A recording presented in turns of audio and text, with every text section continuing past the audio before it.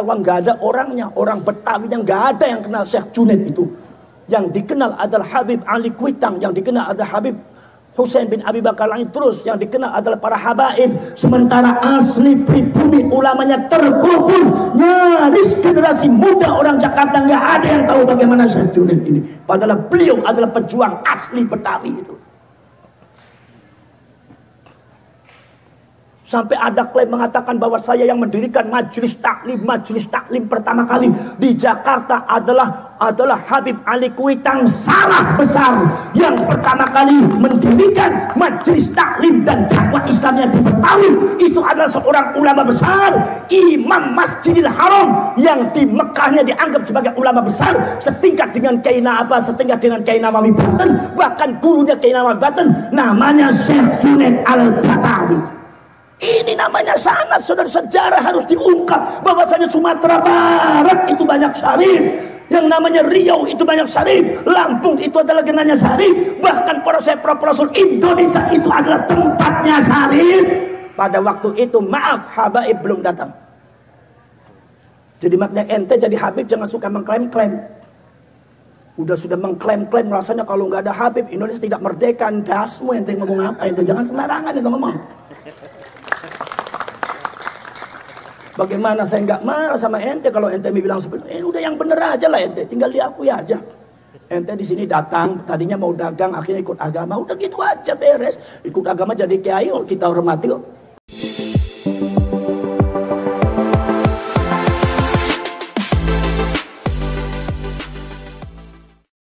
Assalamualaikum warahmatullahi ta'ala wabarakatuh. Gus Abbas Buntet menceritakan kehebatan ulama-ulama Nusantara dalam perjuangan kemerdekaan Republik Indonesia. Ulama-ulama itu menurut beliau adalah ahli thariqah yang menggerakkan spirit perjuangan kemerdekaan kala itu. Semua yang berjuang menurut Gus Abbas Buntet di dalam kemerdekaan Republik Indonesia dari kalangan para ulama adalah semuanya ahli thariqah dari pribumi sendiri bersama masyarakat yang digerakkan oleh dorongan giroh para ulama ahli thariqah. Jasa dan peranan ulama-ulama Nusantara hampir dilupakan. Bahkan Gus Abbas Buntet menyebut seakan-akan yang mendirikan majelis-majelis taklim dan pengajaran kepada masyarakat di Betawi sejak dahulunya adalah kalangan habaib, padahal itu adalah pembelokan. Sejarah yang benar adalah ulama pribumi sendiri yang mempunyai jasa luar biasa. Salah satunya adalah yang mendirikan pengajaran-pengajaran majelis taklim di tengah-tengah masyarakat. Untuk itu kita simak teman-teman ceramah dari Gus Abbas Buntet. Berikut ini dia videonya.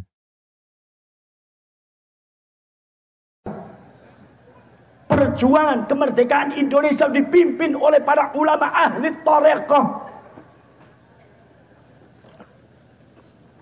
Dari mulai Aceh sampai Sumatera Barat, sampai Jawa, Banten, Kalimantan, Sumatera, Ambon, Ternate, Maluku, NTB, NTT, semuanya perjuangan kemerdekaan Indonesia itu yang menggerakkan adalah ulama-ulama Indonesia ahli thariqah.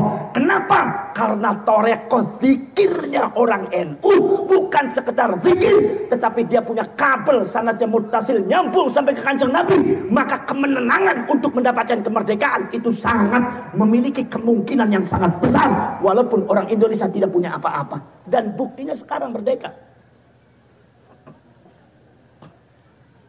Saudara-saudara sekalian, sampai sekarang saudara-saudara, perjuangan bagaimana saudara seorang ahlu thariqah, bagaimana Kiai Abdul Karim, yaitu adalah seorang mursyid thariqah Naqsyabandiyah dari Banten, menggerakkan perjuangan yang ada di Banten dan Batavia. Bagaimana Syekh Junaid Al-Batawi itu menggerakkan, mengadakan pengajian-pengajian di mana-mana. Tetapi saudara-saudara sekalian, Syekh Junaid itu berjuang untuk Indonesia, untuk memerdekakan masyarakat Indonesia dari cengkeraman Belanda. Semua yang berjuang adalah ahlu thariqah.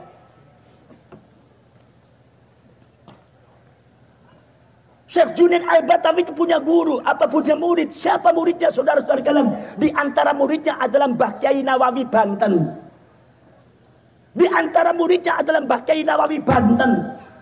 Syekh Junaid Al-Batawi juga punya murid lagi. Apa? Muridnya siapa? Yang dari Sumatera Barat, namanya adalah Syekh Ahmad Khotib bin Abdul Latif Al-Minangkabawi. Termasuk pernah ngalap barokah pada Syekh Junaid Al-Batawi. Orang Betawi sangat luar biasa.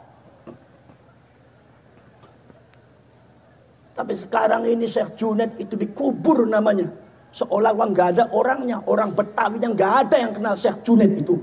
Yang dikenal adalah Habib Ali Kuitang. Yang dikenal adalah Habib Husain bin Abi Bakar Langit, terus yang dikenal adalah para habaib. Sementara asli pribumi ulamanya terkubur. Nyaris generasi muda orang Jakarta nggak ada yang tahu bagaimana Syekh Junaid ini. Padahal beliau adalah pejuang asli Betawi itu.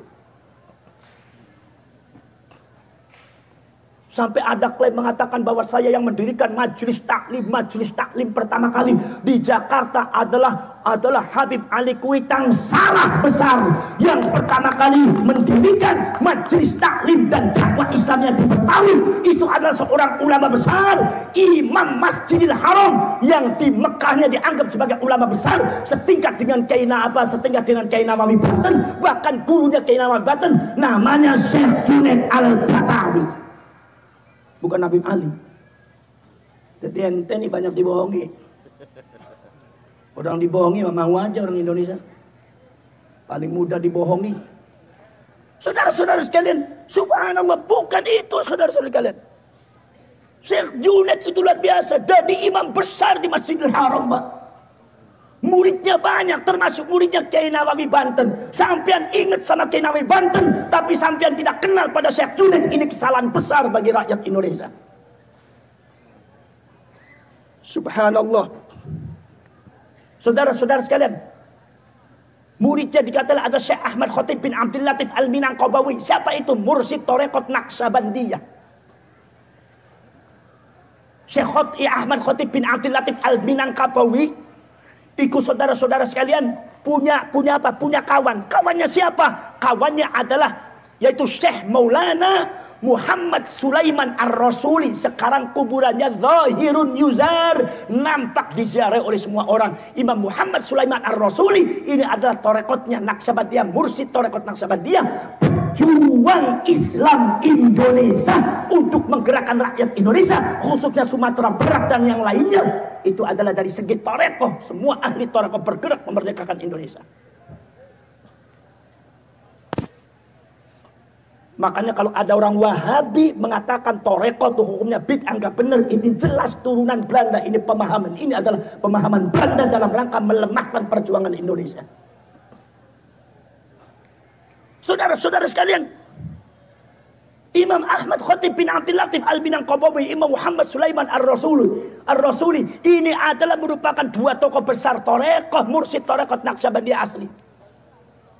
Beliau kemudian belajar siapa? Yaitu adalah sama guru, yaitu adalah siapa? Mbah Nawawi Al-Khalidi. Bertemu dengan Mbah Hasyim Asy'ari. Kata Mbah Nawawi, belajar sama guru saya. Saya masih punya guru. Di mana? Di Mekah sana. Akhirnya ketiga orang itu belajar ada di Mekah. Namanya sama Syekh atau Imam An-Nabhan Al-Khalidi. Belajar di sana. Begitu pulang ketiga orang itu membawa torekot Naksabandiyah Khalidiyah bersama Mbah Hasyim Asy'ari. Ini namanya sanad, saudara. Sejarah harus diungkap bahwasanya Sumatera Barat itu banyak syarif, yang namanya Riau itu banyak syarif, Lampung itu adalah genanya syarif, bahkan Profesor Indonesia itu adalah tempatnya syarif. Pada waktu itu maaf, habaib belum datang. Jadi maknanya ente jadi habib jangan suka mengklaim-klaim. Sudah mengklaim-klaim rasanya kalau nggak ada habib Indonesia tidak merdeka. Dasmu ente ngomong apa? Ente jangan sembarangan itu ngomong. Bagaimana saya nggak marah sama ente kalau ente bilang seperti ini? Udah yang bener aja lah ente, tinggal diakui aja. Ente di sini datang, tadinya mau dagang, akhirnya ikut agama, udah gitu aja beres. Ikut agama jadi kiai, kita hormati kok. Betul lah betul? Betul lah betul? Saudara-saudara kalian, jadi ini saudara-saudara kalian. Imam Ahmad Khatib bin Abdul Latif Al-Binangkawi adalah mursyid tarekat Naqsyabandiyah. Pada waktu itu di Sumatera Barat ada mursyid tarekat Satoriyah namanya Imam Burhanuddin As-Sumatrani. Ada kuburannya di Padang Pariaman, daerah Ulakan sana, ziarah. Ente yang orang Sumatera nggak pernah ziarah, saya dari Cirebon aja di ziarah. Ini paling males ini suruh ziarah, makanya lupa sama sejarah, makanya dibohongin terus sama orang HTI sama habaib kayak gini nih. Mudah dibohongi. Betul lah betul. Syukur ngaku sendiri mah. Beli orang ngaku ya dosanya double sampai nih. Gini betul. Lagi kepada selesai. Saudara-saudara sekalian, subhanallah. Syekh Burhanuddin As-Sumatrani itu temannya siapa? Itu temannya Syekh Abdul Muhyi Pamijahan. Muridnya siapa? Muridnya Syekh Abdul Rauf As-Singkil Aceh. Jadi Syekh Abdul Rauf As-Singkil dikenalnya Syekh Abdul Rauf Al-Fansuri karena diamnya di daerah Fansur. Itu punya murid yang paling terkenal ada di Sumatera Barat namanya Imam Burhanuddin As-Sumatrani, menyebarkan Islam tarekat Satoriyah, memperjuangkan rakyat Indonesia dari cengkeraman Belanda, menggerakkan masyarakat suruh memperjuangkan memerdekakan Indonesia dengan segenap jiwa raga bahkan nyawa sekalipun. Mereka sering diancam, beliau kadang-kadang diancam bahkan akan dibunuh oleh Belanda. Lari beliau. Pesantrennya dibakar beliau. Imam Ahmad Khatib juga dibakar sama beliau pesantrennya. Imam Muhammad Sulaiman An-Rasuli mau dibunuh sama Belanda. Kenapa? Karena ulama-ulama ahli Toreko inilah sebagai pucuk sumbu daripada yaitu adalah menyalanya api perjuangan rakyat Indonesia. Makanya NU melestarikan dengan Jam'iyatul Toreko ahli Toreko Mu'tabar. Teman-teman ulama yang ikut berjuang untuk kemerdekaan Republik Indonesia, menurut Gus Abbas Buntet adalah dari kalangan ahli Thorikoh semua yang mendorong seluruh elemen masyarakat untuk melawan hegemoni penjajahan saat itu.